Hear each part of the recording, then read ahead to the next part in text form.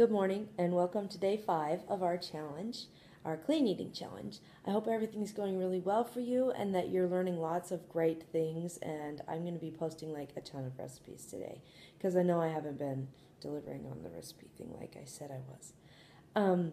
So today we're going to talk about not what we eat so much, but why we eat it.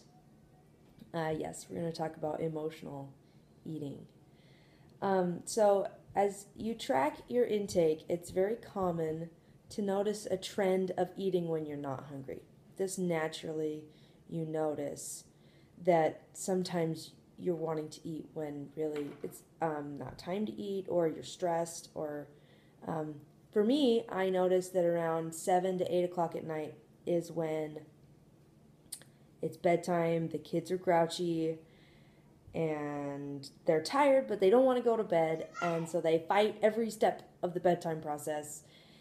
And when it's all over, especially when I'm by myself, when it was all over, I would come downstairs and make myself a double mug brownie with whipped cream, everything, chocolate chips in it. I remember it vividly. And I would eat the whole thing while I sat, watching one of my favorite shows. And I wasn't hungry. I just felt that I'd earned it. Or here's another one. After a great workout, I would reward myself with treats, which is like a double-edged sword. There, it's like, wow, you just burn some calories, and then you put twice as much as you burned back in your body. But this is really, really hard not to do because it's the American way. We eat for everything. We eat for celebrations like birthday parties and weddings and graduations and, just Sunday dinner sometimes with the family.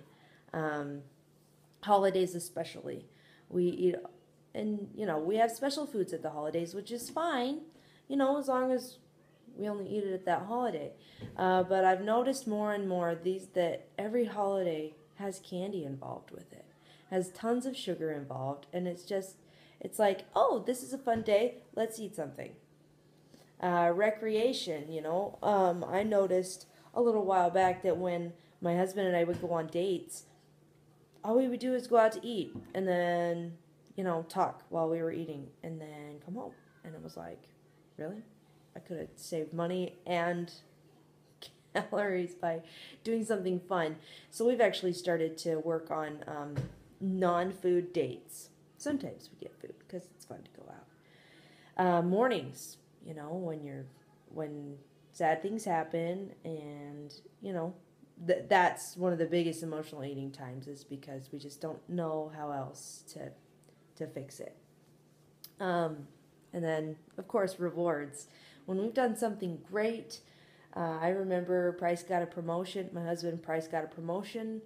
And I said, "Who? Let's go out to dinner." And, of course, we ate, not so great stuff. Or let's order pizza. Or, Anyway, the connection between all of these things and our food is feelings. Either we're happy, or we're sad, or we're anxious, or we're, we're triumphant because we've done something. We've been trained that food is going to improve our emotional status, whether it's high or low. And so now we're going to have to retrain ourselves, our bodies and our minds, to really just eat when we're hungry. And that's part of the eating 5 to 6 small meals a day, is that if you stay full most of the time, you're not going to be as susceptible to emotional eating. So what do we do? Some of the things that I really like to do when I feel like eating when I'm not hungry is, 1, I'll drink water. 2, I'll chew on gum. Gum is a big one for me, especially minty gum, not fruity gum, minty gum. Brushing my teeth. If I floss when I brush, then I really don't want to eat anything because, flossing takes forever. Going on a walk, finding a hobby, reading a book, stuff.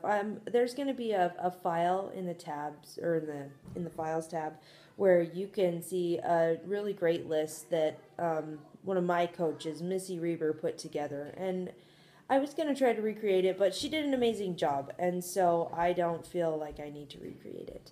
And it's going to be called Emotional Eating Lifelines. And so the first part of this whole process is just recognizing that we are emotional eaters. And that's okay. It's okay. It's how we've been trained. There's nothing bad. I mean, of course, you're going to be eating way more calories than you need. But so the first thing we need to do is we have to practice putting up our stop signs. And we got to ask ourselves some questions. You know, am I truly hungry? Sometimes I eat when I'm thirsty. Am I thirsty? Am I feeling pressured to eat? Am I in a social situation where there's food and maybe I'm not hungry, but I would be rude not to accept it? Am I at work? Am I at work and somebody brought a big plate of bagels or donuts in and I would feel rude if I didn't take one? Are my emotions, pressuring me to eat? And then again, when you do make a food choice, are you letting your emotions choose what you eat? Or, are you feeling emotional about what you're eating? So are you feeling stressed and sad and happy and anxious and, of course, all of those emotions? So, again, it's okay that we're emotionally driven to eat. We just have to retrain ourselves to handle our emotions without food. So today, as you're going through your day and thinking about what you're going to eat, I also want you to commit yourself to 2 or 3 things in the emotional eating lifelines. And tell us about it so that we can, be there for support for you. Post some of the things that you think you'd be willing to try when you feel like emotional eating. And just practice putting up your stop sign. And if you do it, share. We want to triumph and share and cheer with you. So anyway, I hope you have a great day.